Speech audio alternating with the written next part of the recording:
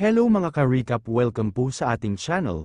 Ngayon po ay ating ipagpapatuloy ang kwento ni Lin Yuan. At sa mga nagsubaybay nitong ating kwento ay humihingi ako sa inyo ng paumanhin dahil medyo natagalan dahil ngayon palang nag-release ng bagong chapter itong manhwa. Sana hindi kayo magsasawa na maghintay nitong ating kwento at pinapakiusap ko po sa inyo na i-like ang ating video.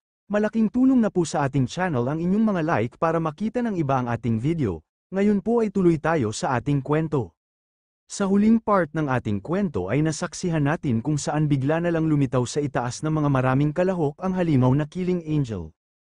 At ito ay nagpapalabas ng kanyang mga liwanag, ang lahat ng mga kalahok na titingin sa kanya ay makukulong sa liwanag na nilikha nitong halimaw, maging itong tatlo na mga nangunguna na kalahok ay kinikilabutan din sa kakaibang presensya na ipinapalabas na aura ng halimaw.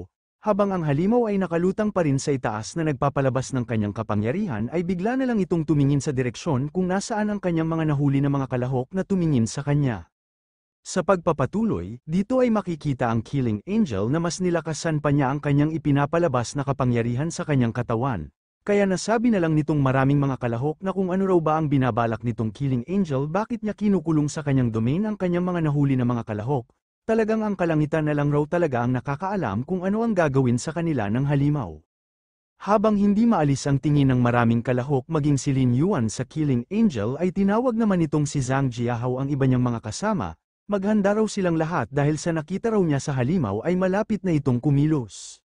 Dito ay bigla na lang lumikha ang Killing Angel ng kanyang pag-atake upang kanyang patamaan ang direksyon kung nasaan ang mga estudyante.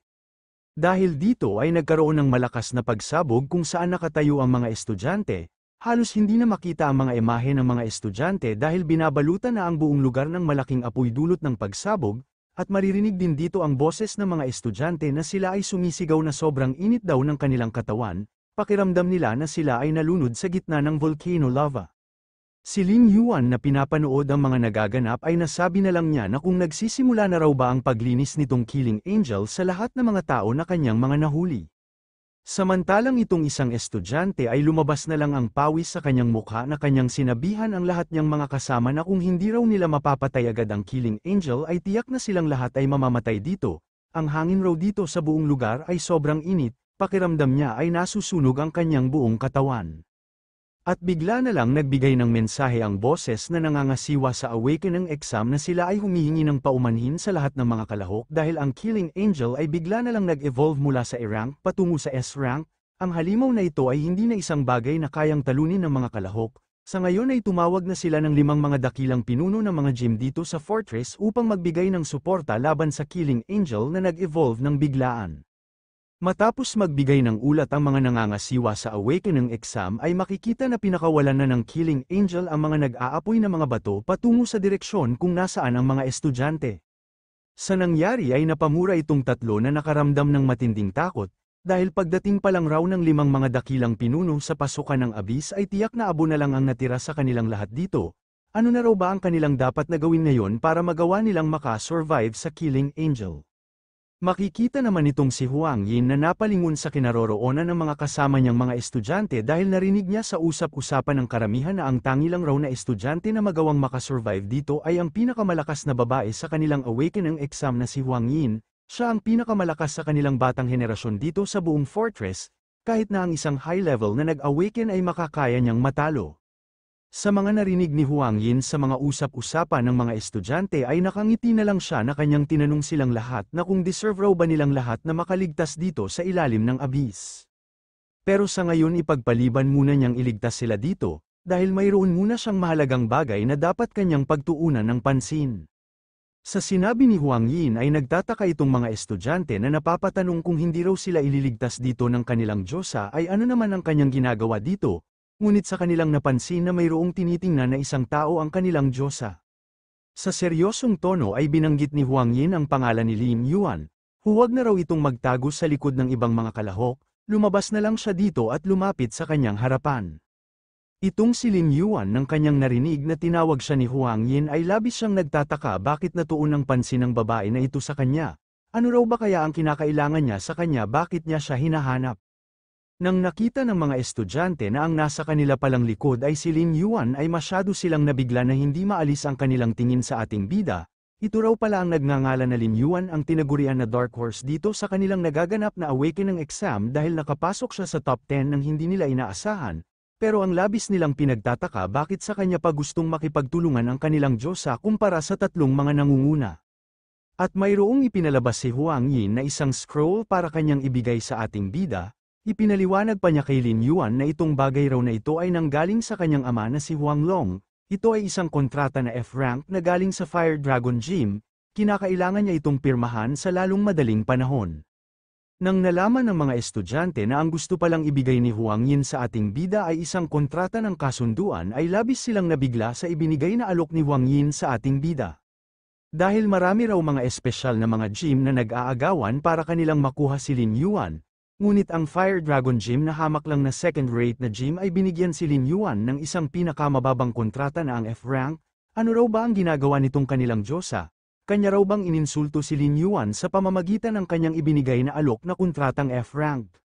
Natatawa pang sinabi ni Huang Yin sa lahat ng mga estudyante na si Lin Yuan raw ay isa lang hamak na pretty boy na umangat nang dahil sa tulong ng mga babae, siya ay gumagawa ng mga maruruming mga trick, kaya nararapat lang sa kanya ang F-rank na kontrata.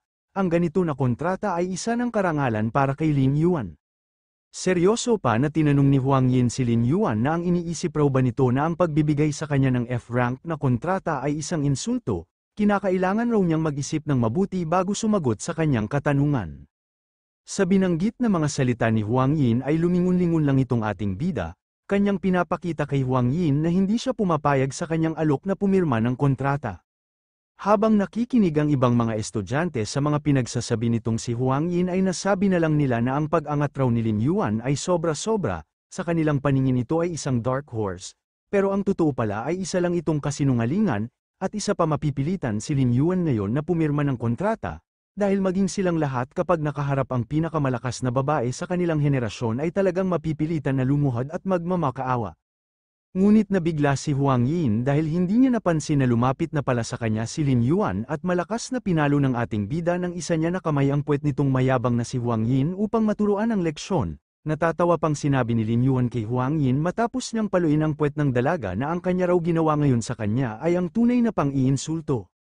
Sa labis na inis ni Huang Yin sa ginawa sa kanya ng ating bida ay agad siyang naghanda ng pag-atake, kanya din minumura ang ating bida, na kanya siyang tinanong na kung gusto na ba niyang mamatay. Ngunit laking gulat niya dahil nang tatama na sana ang kanyang malakas na suntok kay Lin Yuan ay mabilis lang itong naiwasan ng ating bida ng walang kahirap-hirap. At habang nakalutang sa itaas si Lin Yuan ay seryoso siyang nagsalita sa lahat na ang puwet raw ng pinakamalakas na babae ay kapag binigyan ng palo ay talagang malakas ang pagtalbog, katulad na lang sa ginawa niya kanina. Wala na lang ibang nagawa itong si Huang Yin kung hindi muli na naman niyang minumura ang ating bida. Talagang totoo raw pala itong walang hiya. Ngunit nabigla si Huang Yin na lumabas ang pawis sa kanyang mukha, na kanyang iniisip na kung ano raw ba ang nangyari sa kanyang katawan, bakit hindi niya magawang may galaw.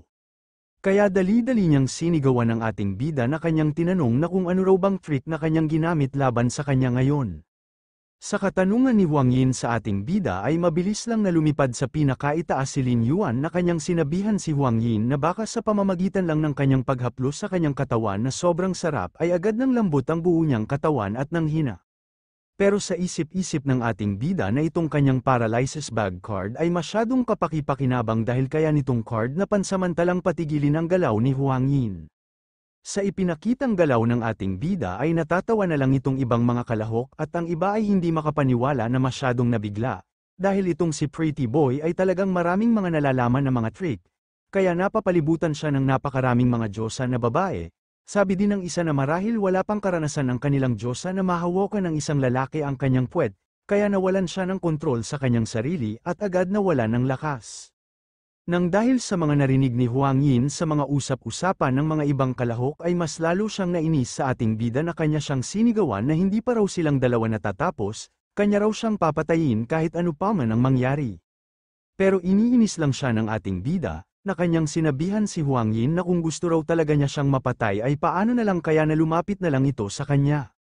Itong dalawang babae nang kanilang nakita si Lin Yuan na patuloy pa rin na lumipad sa itaas ay nakaramdam sila ng pagkabahala at kanilang pinapatigil si Lin Yuan sa paglipad sa itaas, Kung kanya raw itong ipagpapatuloy ay tiyak na maging abo lang siya sa init ng apoy na pinakawalan ng Killing Angel, at isa pa sa hanay ng saklaw ng Killing Angel sa loob ng 500 metro ay lubos itong ganap na ipinagbabawal na lugar.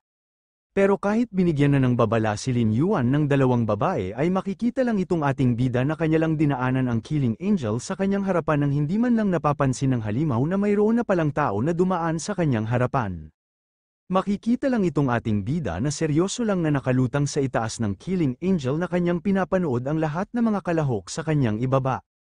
Nang nakita ng mga kalahok na si Lin Yuan ay hindi man lang inatake ng Killing Angel kahit dumaan na ito sa kanyang harapan ay hindi sila makapaniwala, paano raw ito posible na kahit nasa Black Death Zone na si Lin Yuan ay hindi man lang siya nasasaktan.